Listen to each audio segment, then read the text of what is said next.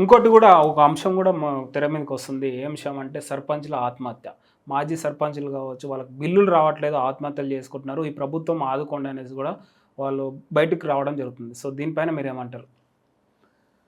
ఊ సర్పంచ్ గ్రామ స్థాయిలో భారతదేశంలో ప్రజాస్వామ్యంలో గ్రామ స్థాయిలో ప్రజా పరిపాలన చేసే వ్యక్తి సర్పంచ్. ఆనాడు బీఆర్ఎస్ అధికారంలో ఉన్నప్పుడు అనేక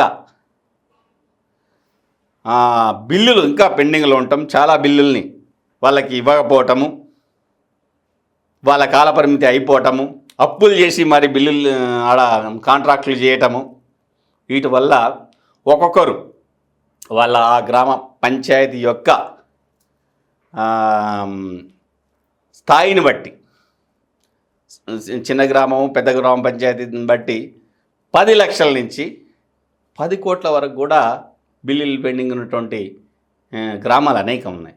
వీళ్ళంతా కూడా ఇక్కడ ఏంటంటే సాధారణంగా ఆ సర్పంచే నామినేటెడ్ పేరు మీద వాటిని చేస్తుంటాడు, ఆడేడు అప్పులు తీసుకొచ్చి ఇస్తుంటాడు. ఆ సర్పంచ్ గారు కదా ఇస్తారు కదా తీసుకొస్తారు, అప్పుకు అప్పు వడ్డీ విరిగిపోయి ఉంటుంది. దాంతో చాలామంది ఆత్మహత్యలు, ఈవెన్ బీఆర్ఎస్ ఉండంగానే ఇంకా 5-6 నెలల్లో ఎలక్షన్లు వస్తాయనగానే చాలామంది ఆత్మహత్యలు చేసుకున్న సందర్భాలు కూడా ఉన్నాయి.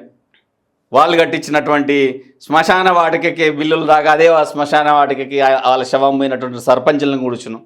మేము రాగానే సర్పంచ్ల బిల్లులన్నింటినీ తక్షణమే రిలీజ్ చేస్తామని చెప్పినటువంటి కాంగ్రెస్ 2 ఏళ్ళు అవుతుంది దాదాపు. ఇంకొక నెల 15 రోజులు అయితే 2 ఏళ్ళ దగ్గరికి వస్తాయి. ఇంత మటుకు బిల్లు వేయకపోవాలంటే నీకు అసలు సోయిందా? ముఖ్యమంత్రి నీకు ఏమైనా సోయిందా? రేపు ఎట్లా పోతారు వాళ్ళు? రేపు ఇంకొకరు రావాలంటే ఎట్లా?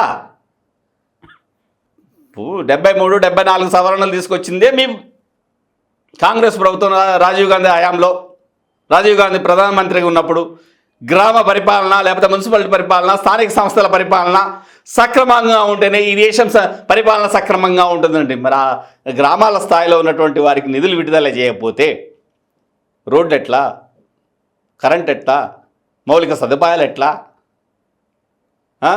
నువ్వు ఇన్ని రోజులు కూడా ఇంక ఎలక్షన్లకు పోకుండా తాత్సారం చేసినావు. దాదాపు సంవత్సరం అవుతుంది. నీకు వచ్చినటువంటి అడ్డంకులు నువ్వు కల్పించుకునే కదా, నువ్వు ఇస్తానన్నదే కదా. బీసీ రిజర్వేషన్లు 42% ఇస్తానని చెప్పింది. ఇమ్మీడియట్గా చట్టం చేసి జీవో చేసి ఎందుకు పోలేదు నువ్వు?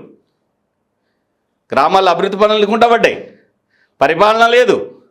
సర్పంచులు, మాజీ సర్పంచులు బిల్లులు రాక ఆత్మహత్యలు చేసుకుంటున్నారు. వీటన్నిటికీ పరిష్కారం తక్షణ ఈ రాష్ట్ర ప్రభుత్వమే చేయాల్సినట్టు. ఇప్పటికైనా అటువైపు నిర్ణయం తీసుకుని ఇమ్మీడియట్గా సర్పంచులకు బిల్లులను రిలీజ్ చేయాలి. వాళ్ళు బక్కజీవులు, కుటుంబాలు బలైపోతున్నాయి, వాళ్ళ భరించలేని స్థితిలో ఉన్నారు. కాబట్టి గ్రామ పరిపాలన పైన సదాభిప్రాయం జనాలకు ఏర్పడాలంటే ఆ బిల్లుల్ని రిలీజ్ చేయాలని కూడా జయసురాజ్ పార్టీ డిమాండ్ చేస్తుంది.